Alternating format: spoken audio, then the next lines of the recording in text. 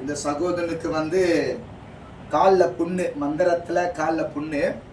ஆக்சுவலாக இந்த சகோதரன் வந்து ஒரு பேர் இந்த சொக்கையா போலீஸ் டிபார்ட்மெண்ட்டில் எஸ்ஐயா இருக்கிறார்.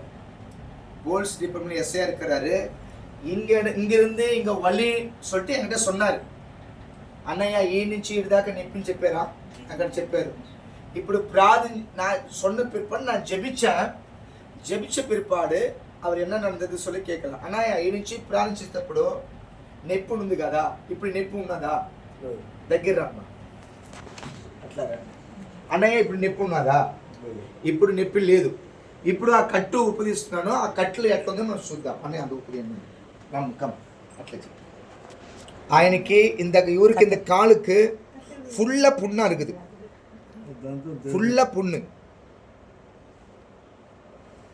வைக்கிறேன்.